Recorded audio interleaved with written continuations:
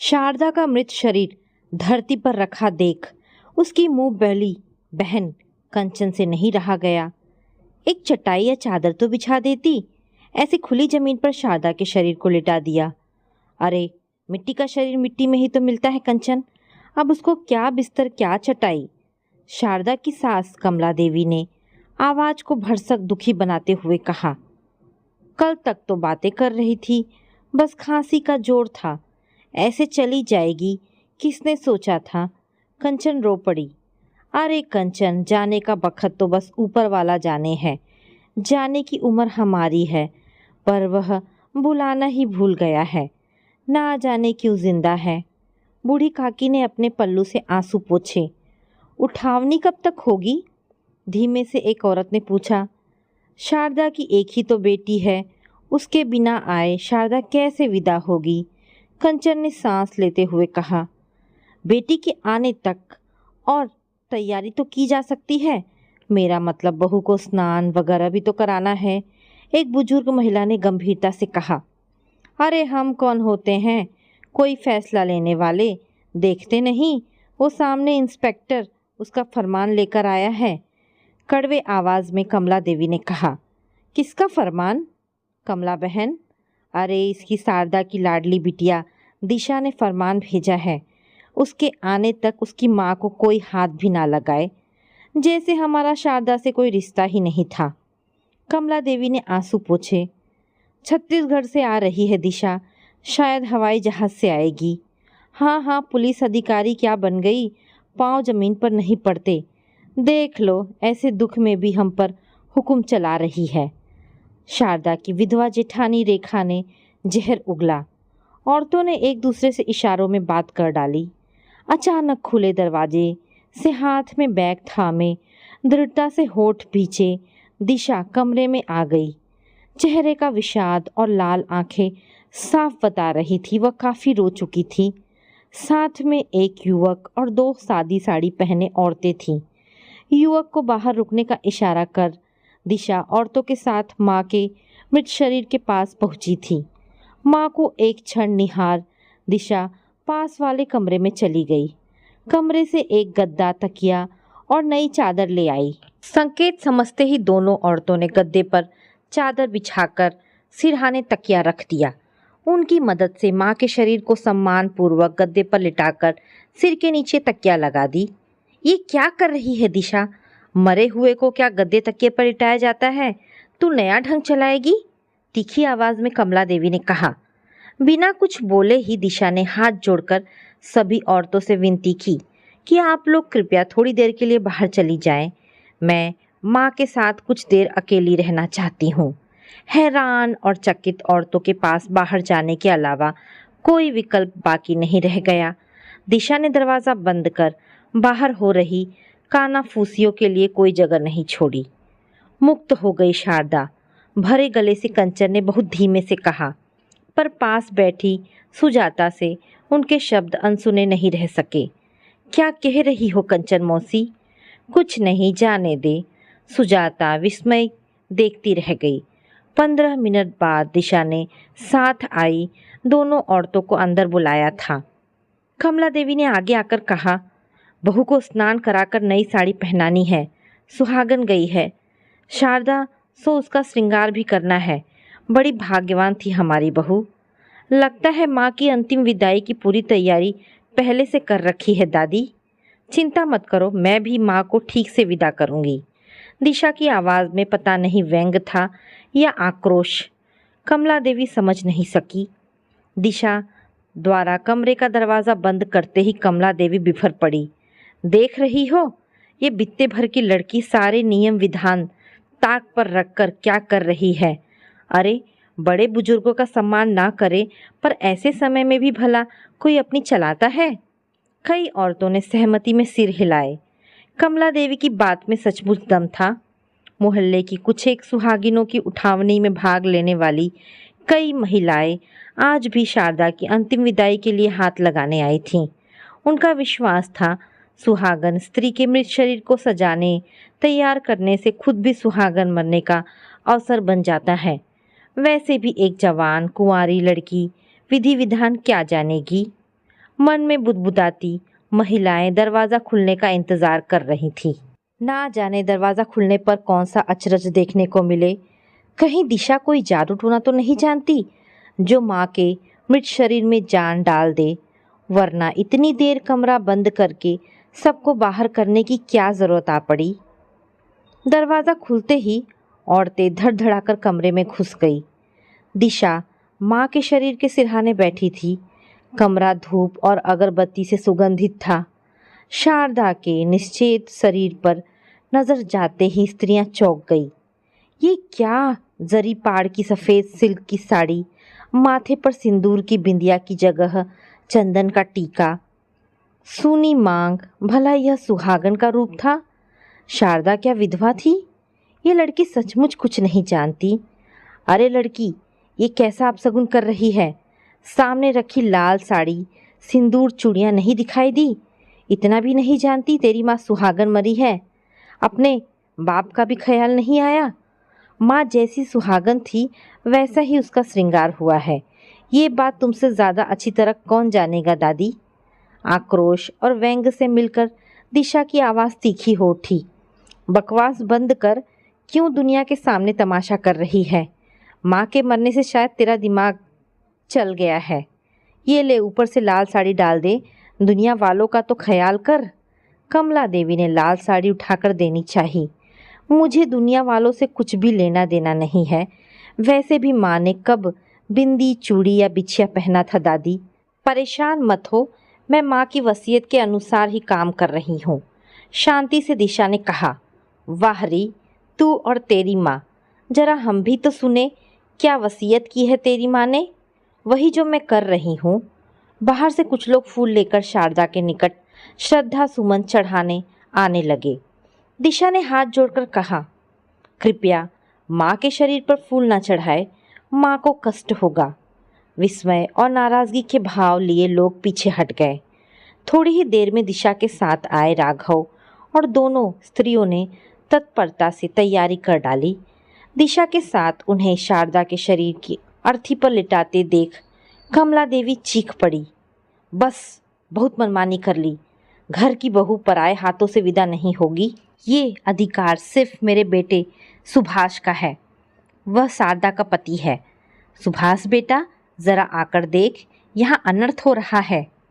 आपके बेटे को माँ की अंतिम इच्छा बता दी गई है। वे माँ के अंतिम संस्कार में शामिल नहीं होंगे, दृढ़ता से दिशा ने कहा। माँ के शरीर को अर्थी पर रस्सी से बांधता देख दिशा सह न सकी। इतनी देर से रुके आंसू बह निकले। नहीं दिशा, तुम्हारे आंसू माँ की आत्मा को दुख पहुँचाएंगे। तुमने न रोने का वादा किया था। राघव ने स्नेह से कहा। पंडित जी, आप ऐसे मंत्र पढ़िए जिससे मेरी माँ की आत्मा को शांति मिले, वे मेरे मुंह से मुक्त होकर स्वर्ग जाएं। आंसू पोंछ दिशा ने कहा। ऐसा ही होगा बेटी। पंडित जी ने मंत्रोच्चार प्रारंभ कर दिए। बाहर शववाहक वाहन आ गया था। अर्थी को कंधे पर उठाने के लिए दिशा को आगे आते देख औरतें चौंक गई। कंचन मौसी ने प्यार से कहा, अब यह काम तू रहने दे दिशा बेटी, ये काम आदमियों का है। माँ ने मुझे हमेशा अपना बेटा माना है। उनका अंतिम संस्कार मैं ही करूँगी। माँ की अंतिम विदाई के समय एक एक पल मैं उनके साथ रहूँगी। राघव, हम माँ को ले चलते हैं, दिशा ने राघव को संबोधित कर कहा। राघव के साथ आगे से दिशा ने माँ को कंधों पर उठा लिया। पीछे दोनों स्त्रियां थीं। सभी पुरुष और महिलाएं इस दृश्य को अचरज से देखते रह गए। सुभाष का बाहर न आना एक सवालिया निशान था, पर कमला देवी ने बात बना दी। घरवाली की मौत की वजह से सुभाष को चक्कर आ रहे हैं। डॉक्टर ने घाट जाने को मना किया है। दाल में कुछ काला है सोचकर भी वो समय पूछताछ का नहीं था। माँ के शरीर को चिता पर लिटाती दिशा की आंखें डबडबा आई, पर अपने को संभाल उसने पंडित के साथ स्वयं भी कुछ मंत्र पढ़ डाले। चिता को आग कौन देगा? पंडित जी ने पूछा। मैं दूंगी। अपनी माँ की मैं ही वारिस हूँ। माँ का अंतिम संस्कार मैं ही करूँगी। पर बेटी, तुम्हारे तो पापा जीवित हैं, उनके रहते तुम यह कठिन काम क्यों करोगी? ऐसे निर्मम काम पुरुष ही साधते हैं। इसलिए तो लड़कियों को घाट पर आने की भी मनाही होती है। आप शुरू कीजिए, आग मैं दूंगी। दृशा की दृढ़ता ने पंडित जी को और कुछ कहने का मौका ही नहीं दिया। माँ की चिता को प्रणाम कर दिशा ने माँ का शरीर अग्नि की लपटों को समर्पित कर दिया। ऊपर लपटों में से झांकता सा माँ का वात्सल्यपूर्ण चेहरा दिशा को रुला गया। जानते हो राघव, एक बार मेरी उंगली जरा सी जल गई थी। मुझसे ज़्यादा माँ रोई थी। उनका रोना सुनकर मैं चुप हो गई थी। आज मैंने स्वयं माँ को अग्नि को समर्पित कर दिया। उन्हें तकलीफ तो नहीं हो रहा होगा? दिशा भावुक हो उठी। नहीं दिशा, माँ अब सभी तकलीफ दुख सुख से परे हैं। उन्हें कुछ भी महसूस नहीं हो सकता। ऑपरेशन के वक्त शरीर कैसे भी काटा जाए भला पता लगता है। तुम्हारे साथ ने मुझे बहुत साहस दिया है राघव। माँ की मौत की खबर सह पाना आसान नहीं था। Thanks for everything. तुम्हारा दुख क्या मेरा दुख नहीं है दिशा? दोनों मौन बुझती लौ को देखते रह गए। साथ आने वालों को घर वापसी की जल्दी थी। दिशा चिता ठंडी होने तक रुकेगी। राघव ने सबको हाथ जोड़ विदा कर दिया। आंसू भरी आंखों के साथ चिता की राख समेट दिशा ने उसी नदी में प्रवाहित कर हमेशा के लिए माँ को विदा दे दी। हम माँ के फूल हरिद्वार या प्रयाग ले जा सकते हैं दिशा। नहीं राघव, माँ ने हमेशा कहा सारी नदियाँ एक सी है, सबकी मंजिल सागर ही है। चलो तुम्हारी ये बात मान ली, पर लोग श्रद्धावश माँ के ऊपर फूल चढ़ाना चाहते थे। तुमने उन्हें मना करके उनकी भावनाओं को ठेस क्यों पहुँचाई? दिशा, सच कहूँ तो मैंने भी माँ के लिए फूल मंगवाए थे। माँ के साथ एक अजीब बात हुई थी राघव। एक रात सपने में उन्होंने कविता की कुछ पंक्तियाँ देखी। जानते हो वो कौन सी पंक्तियाँ थी? क्या सपने में कविता देखी थी माँ ने? राघव चकित था। हाँ राघव, वो पंक्तियाँ थीं, मेरे मरने के बाद फूलों के गुलदस्ते मत लाना, क्योंकि हंसते फूलों को रुलाना मुझे अच्छा नहीं लगता। लंबी कविता थी, पर माँ को पूरी याद रही। दिशा चुप हो गई। सच, ये तो अजीब बात है दिशा। हाँ, उसी दिन माँ ने कहा था। कितनी सही बात है दिशा। जीवित व्यक्ति तो फूलों का सौंदर्य, उनकी सुगंध का आनंद उठा सकता है, पर एक नश्वर शरीर पर हंसते खिले फूल चढ़ाना तो फूलों का अपमान करना है। मेरे मरने के बाद फूल मत चढ़ाने देना दिशा। डर कर मैंने माँ का मुंह बंद कर दिया, पर उनकी वो बात दिल में बैठ गई। मैं भूल नहीं सकी। इतनी जल्दी माँ चली जाएंगी ये नहीं सोच सकी थी। दिशा रो पड़ी। राघव ने सहानुभूति भरा हाथ उसकी पीठ पर धर दिया। वापस लौटी दिशा ने किसी से कोई बात नहीं की। सबकी उत्सुक नज़रों को नकार अपने को उसी कमरे में बंद कर लिया जहां माँ के साथ उसने जीवन के 24 वर्ष बिताए थे। ढूंढने पर भी माँ की कोई तस्वीर उसे नहीं मिली। बहुत खोजने पर एक धूमिल पड़ गई तस्वीर मिली थी, जिसमें माँ नन्ही दिशा को गोद में लिए खड़ी थी। तस्वीर को सीने से चिपका दिशा फफक पड़ी। इतनी जल्दी तुम क्यों चली गई माँ? 10 दिन बाद तो तुम्हें हमेशा के लिए इस घर से आज़ादी दिलाकर ले जाने आ रही थी। मेरा इंतज़ार क्यों नहीं किया? तुम्हारी आंखों ने मेरे लिए जो सपना देखा मैंने पूरा किया। तुम्हारा सपना तो सच हो गया, पर मैंने तुम्हारे लिए जो सपने देखे उन्हें क्यों नहीं पूरा होने दिया? बहुत देर से रुका बांध आंखों से बह निकला। बाहर से दरवाजे पर कोई जोर जोर से दस्तक दे रहा था। बहुत देर बाद दिशा को इसका भान हुआ। आंखें पोंछ दरवाज़ा खोला। सामने कंचन मौसी खड़ी थी। जानती हो बिटिया, तेरी माँ का दुख तो कोई नहीं बांट सकता, पर शारदा मेरी छोटी बहन थी। अपनी मौसी के साथ तो अपना दुख बांट ले दिशा। मौसी कहकर दिशा कंचन मौसी के सीने पर सिर धर बिलक पड़ी। चल अब नहा धोकर कुछ पेट में डाल दे। अगर सारे कर्म कांड तुझे ही पूरे करने हैं तो शरीर में कुछ जान भी तो होनी चाहिए। माँ कर्म कांड में विश्वास नहीं रखती थी मौसी। इस घर में माँ ने काले पानी की सज़ा भोगी है, पर जाने वाले की आत्मा के लिए शांति हवन तो करना ही होगा। जिसे जीते जी शांति नहीं मिल सकी, मृत्यु के बाद उसे क्या मिलेगा कौन जाने। हाँ, मैं एक काम करना चाहती हूँ। कौन सा काम बेटी? अनाथालय के बच्चों को खाना खिलाना चाहती हूँ। माँ के पास अपना कहने के लिए तो कुछ था ही नहीं। 2-4 साड़ियाँ होंगी, उन्हें गरीब औरतों में बांटना है। आप मेरी सहायता करेंगी मौसी? शारदा, और तेरे लिए कुछ भी करूँगी बेटी। कंचन मौसी रो पड़ी। यहाँ क्या खुसुर फुसुर हो रही है कंचन? हमारे घर के मामलों में दखल मत देना। अचानक रेखा के साथ पहुँच कमला देवी ने अपना क्रोध प्रकट कर दिया। माँ को इस घर का सदस्य कब माना गया था दादी? देख दिशा, मेरा मुंह मत खुलवा। तेरी माँ के लक्षण ही ऐसे थे जो अपने पति की इज्जत ना कर सकी। खबरदार जो माँ के खिलाफ एक शब्द भी और कहा। दिशा का चेहरा गुस्से में लाल हो गया। कंचन मौसी चुपचाप बाहर चली गई। बैग से कपड़े निकाल दिशा बाथरूम में घुस गई। ठंडे पानी की धार भी उसका मन शांत ना कर सकी। भीगे बालों के साथ तकिए में मुंह गड़ा दिशा सिसक उठी। बचपन की घटनाएं एक एक कर आंखों के सामने साकार होने लगी।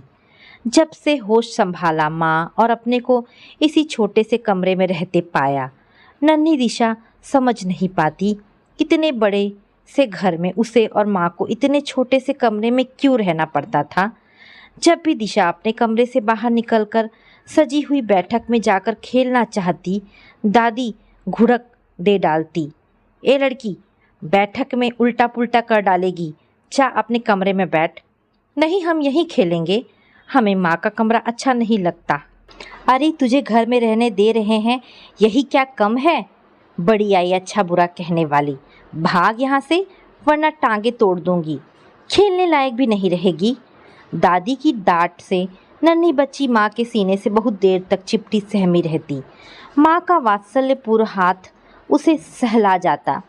ऊपर के सज्जित कमरे में रहने वाले दबंग पुरुष उसका पापा है, ये बात दादी से ही पता लगी थी। बड़ी उमंग से एक दिन नन्हे नन्हे पैरों से धीमे धीमे सीढ़ियाँ चढ़कर ऊपर पहुँची थी। कमरे का पर्दा उठाया तो पापा के साथ रेखा ताई को पलंग पर लेटा देख वह सहम गई। रेखा ताई और माँ की उम्र लगभग एक बराबर रही होगी, पर रेखा ताई खूब सज धज कर रहती और माँ हल्के रंग वाली सादी साड़ी पहनती। दादी भी रेखा ताई की खूब मान मनोवल करती, पर माँ से हमेशा झिड़क कर बोलती। दिशा ने माँ से कहा था, माँ तुम भी ताई की तरह अच्छी अच्छी साड़ियाँ क्यों नहीं पहनती? वह सुहागन है बेटी, और तुम? कुछ नहीं, तू इन बातों पर अपना ध्यान मत दिया कर। कपड़ों से क्या होता है? माँ, हम भी पापा के साथ उनके कमरे में सोएंगे।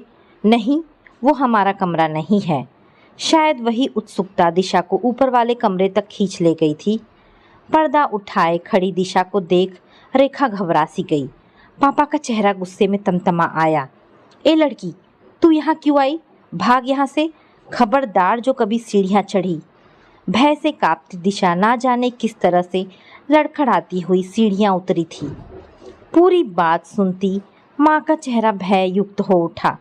तुझे मना किया था ना, फिर क्यों गई? हम पापा से बात करना चाहते थे माँ, रोती दिशा ने कहना चाहा। वे तेरे पापा नहीं है, तू बस मेरी है दिशा। माँ ने रोती दिशा को अपनी छाती से लिपटा लिया। उस दिन के बाद पहली बार माँ ने ऊपर जाकर पापा से न जाने क्या बात की कि दिशा को हॉस्टल भेजने का फैसला ले लिया गया। माँ से अलग होना सज़ा से कम नहीं था, पर माँ ने दृढ़ता से कह दिया, इसी में तेरी भलाई है दिशा। ये बात बाद में समझेगी। अपनी माँ के सपने तुझे ही तो पूरे करने हैं। यहाँ के माहौल में तू पनप नहीं सकेगी बेटी। बड़ी होती दिशा हकीकत से अवगत होती गई। रेखा ताई दादी के एकमात्र भतीजे की पत्नी थी। भाई भाभी पहले ही स्वर्गवासी हो चुके थे। भतीजे की मृत्यु के बाद नवविवाहित भतीजे की पत्नी रेखा को दादी अपने साथ ले आई। सुभाष और रेखा का साथ रहना अस्वाभाविक नहीं लगा था। दोनों में खूब पटती। शारदा के साथ शादी के लिए सुभाष तैयार नहीं था, पर चाचा के घर पल रही अनाथ शारदा के नाम माँ की कुछ संपत्ति थी। उसी लालच वश कमला देवी ने बेटे को समझा बुझाकर शादी के लिए तैयार कर लिया। शारदा की संपत्ति सुभाष के नाम करने का प्रस्ताव पर चाचा ने अड़चन नहीं डाली थी। अंततः शादी के बाद संपत्ति सुभाष की तो होगी। प्रथम रात्र सुभाष ने मीठी मीठी बातें करके भोली मासूम शारदा को मोहित कर लिया। माता पिता विहीन शारदा पति का प्यार पाकर निहाल हो उठी। अपना सब कुछ देकर भी वह खुश थी। दिशा शायद शादी की पहली रात ही में गर्भ में आ गई थी। अचानक एक घटना से सारी हकीकत सामने आ गई। जिस पति को देवता मानकर पूजा की वह तो उसका था ही नहीं। उसे सोया जानकर सुभाष रेखा के पास चला गया। पानी पीने को उठी शारदा पति को न पा चौंक गई। हल्की दबी हंसी की आवाज़ों को सुनकर रेखा के कमरे की दरार से जो दृश्य देखा उसे जड़ बढ़ा देने को पर्याप्त था। तो यह थी पति की सच्चाई। नफरत से शारदा का सर्वांग कंटकित हो उठा। किसी की जूठन पर वह गर्वित थी? नहीं, उसके संस्कार व्यभिचारी पति को स्वीकार नहीं कर सकते। भोर के उजाले के जरा पहले ही सुभाष ने वापस आकर देखा शारदा कुर्सी पर निढाल सी बैठी थी। क्या हुआ, सोई नहीं? कोई जवाब ना पा जरा जोरों से सवाल को दोहराया था। मैं तुमसे कुछ पूछ रहा हूँ। आज पूरी तरह से जाग गई हूँ, धीमे से शारदा ने कहा। क्या मतलब? यही कि आज अभी से हमारे बीच के सारे रिश्ते खत्म हो गए। हम पति पत्नी नहीं हैं, दृढ़ता से शारदा ने कहा। क्यों, ऐसा क्या हो गया? व्यंग से सुभाष ने पूछा।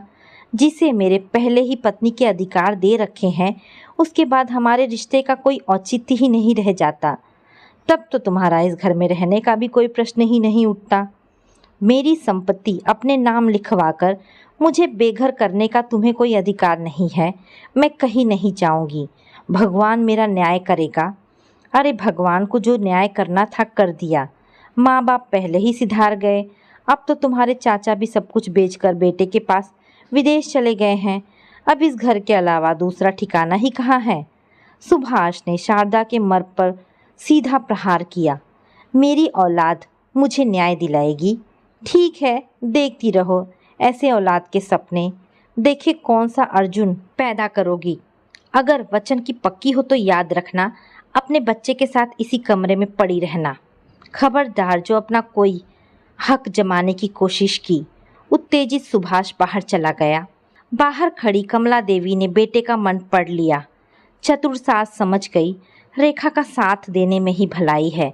वैसे भी घर के कामकाज निपटाने के लिए शारदा ही ठीक है। रेखा ने अपने रेखा जाल में सुभाष को पूरी तरह से फंसा लिया था। उसके जैसे लटके झटके सीधी साधी शारदा में कहाँ। उस दिन शारदा बहुत रोई। संस्कृत शिक्षक पिता ने बेटी को 7वीं तक संस्कृत पढ़ाई थी। माँ ने बेटी को स्त्री धर्म के सारे गुण सिखा दिए थे, पर दुनियादारी नहीं सिखाई। शारदा को आगे शिक्षा दिलाने के पहले ही माता पिता की एक सड़क दुर्घटना में देहांत हो गया। शारदा उस समय चाचा के घर आई हुई थी, सो बच गई। काश वह शिक्षित होती तो इस नरक में रहने को क्यों मजबूर होती। घर में बच्चा आने वाला था, पर उसकी ना किसी को प्रतीक्षा थी, न शारदा के लिए कोई चिंतित था। शारदा को कंचन दीदी का ही सहारा था। शारदा की स्थिति से वह परिचित हो चुकी थी। शारदा के स्वाभिमान का वह सम्मान करती थी। एक वही थी जो शारदा के लिए कभी कुछ बना लाती, उसका हौसला बढ़ाती। एकाध बार सुभाष ने पत्नी से भी अपना हक वसूलना चाहा। अंततः उसके शरीर पर उसका ही तो अधिकार था, पर शारदा ने उसे पास नहीं आने दिया। कंचन ने दबी जबान से कहा था, तू सुभाष को धिक्कारती क्यों है? हो सकता है बच्चा आने के बाद वह तेरी ओर खिंच जाए। नहीं दीदी, मुझे जूठन से नफरत है। बचपन में माँ ने कभी बच्चा खाना भी नहीं खाने दिया। झूठा पति स्वीकार कर अपना धर्म नहीं बिगाड़ूंगी। कंचन मुग्ध ताकती रह गई।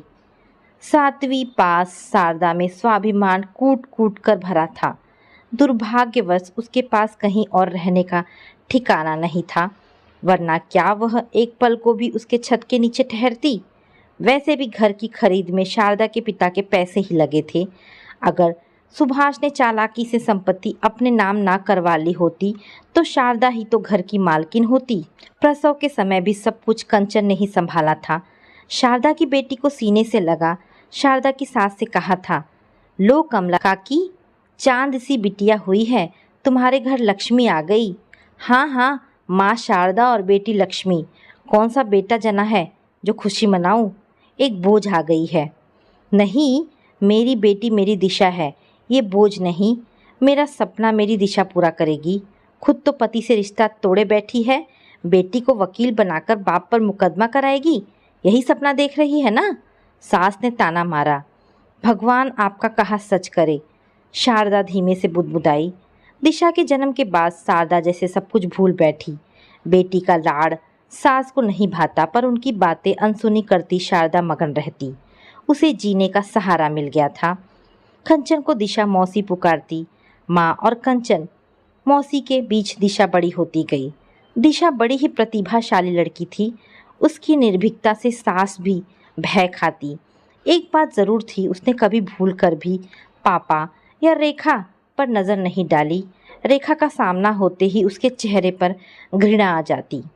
हॉस्टल से घर आने पर पापा को रेखा के साथ देख दिशा का खून खौल उठता।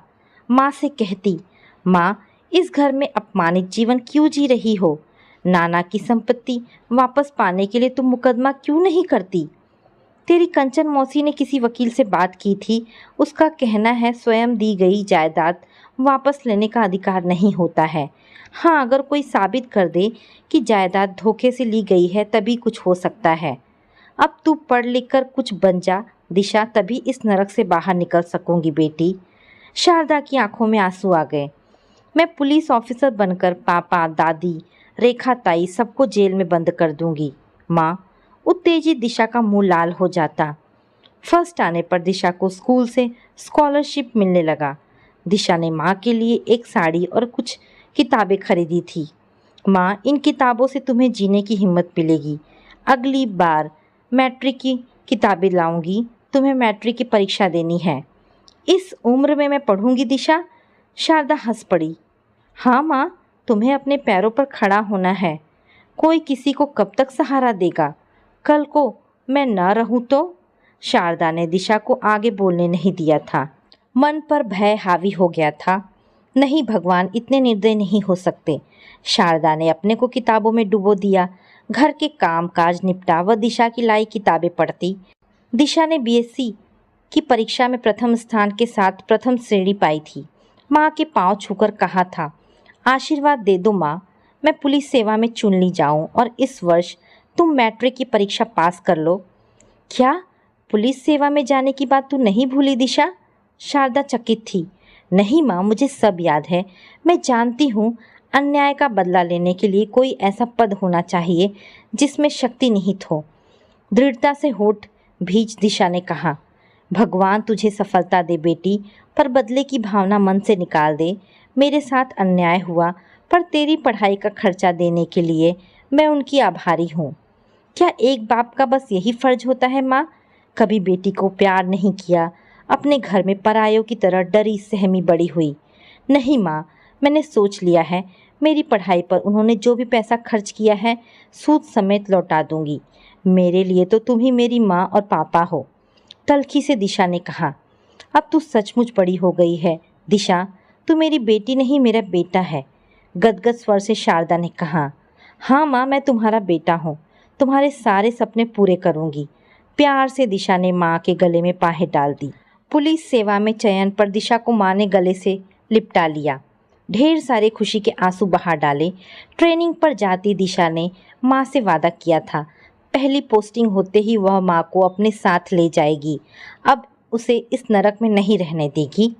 छत्तीसगढ़ में पोस्टिंग मिलने की वजह प्रतियोगिता परीक्षा में दिशा की ऊंची पोजीशन ही थी। घर मिलते ही माँ को ले जाने की खबर माँ को भेज दी थी। ट्रेनिंग के दौरान दिशा को माँ का एक अजीब पत्र मिला। जैसे माँ को अपनी मृत्यु का आभास हो गया था। शायद तभी उन्होंने लिखा था, मैं चाहती हूँ मेरा अंतिम संस्कार मेरी बेटी ही करे।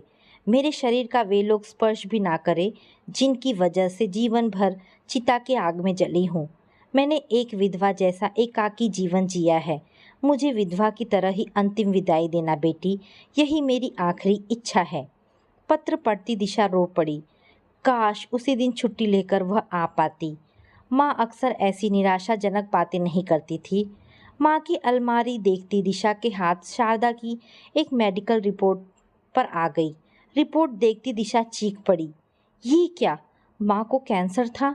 माँ ने ये बात दिशा तक से छिपाई। कई बार माँ को खांसी का दौरा सा पड़ता, लगता जैसे उनका दम घुट रहा हो। दिशा की चिंता पर माँ हंस देती, कुछ नहीं, परसों भीगे बालों को बांध लिया था सो ठंडी लग गई है। पानी पीकर माँ अपनी तकलीफ कितनी आसानी से छिपा लेती थी। आंसू बह निकले। सबको तो वह सज़ा दे सकती थी, पर स्वयं को वह क्या सज़ा दे? माँ से चिपक कर सोती दिशा उसके कैंसर की आवाज़ क्यों नहीं सुन सकी? माँ, तुमने मुझे, अपनी बेटी को यह सज़ा क्यों दी? भूखी प्यासी दिशा कमरा बंद किए पड़ी थी। राघव की आवाज़ पर दरवाज़ा खुला था। लाल सूजी आंखें, बिखरे बाल देखकर राघव डर सा गया। तुम तो अपनी माँ की बहादुर बेटी हो दिशा, हिम्मत रखो। तुम्हारे रोने से माँ को दुख होगा। माँ ने जो तकलीफ सही, वह तो मैं उनकी कोख जन्मी बेटी भी नहीं बांट सकी राघव। माँ को लंग कैंसर था, उन्होंने मुझे क्यों नहीं बताया? क्यों राघव, क्यों? वो चाहती थी उनकी बेटी का सपना पूरा हो, उसमें कोई अड़चन ना आए, इसलिए उन्होंने यह बात तुमसे भी छिपाई दिशा। चलो राघव, हमें अभी वापस जाना है। ये क्या अनर्थ कर रही है दिशा? अरे तूने चिता को आग दी है, 13 दिन तक तुझे वहीं बैठना सोना है जहाँ तेरी माँ का शरीर रखा गया था। ऐसा ना करने से शारदा की आत्मा भटकेगी। कमला देवी ने चेतावनी सी दी। नहीं, इस घर में जीवित माँ की आत्मा अपनी जगह पाने के लिए भटकती रही। अब वह इस भूतों के डेरे से आज़ाद हो गई है। मैं यहाँ एक पल के लिए भी नहीं ठहर सकती। बैग उठा दिशा घर से बाहर आ गई। पीछे पीछे राघव था। स्नान कर सूरज देवता को अर्घ्य देती दिशा बुदबुदाई, माँ, तुम शून्य में विलीन हो गई हो, पर तुम्हारी स्मृति हमेशा मुझे प्रेरित करती रहेगी। किसी भी परिवार में प्रताड़ित स्त्री को न्याय और उसका अधिकार दिलाना मेरे जीवन का एकमात्र ध्येय और संकल्प होगा।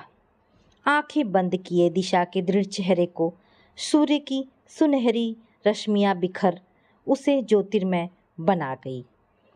तो दोस्तों, ये कहानी यहाँ पर समाप्त होती है।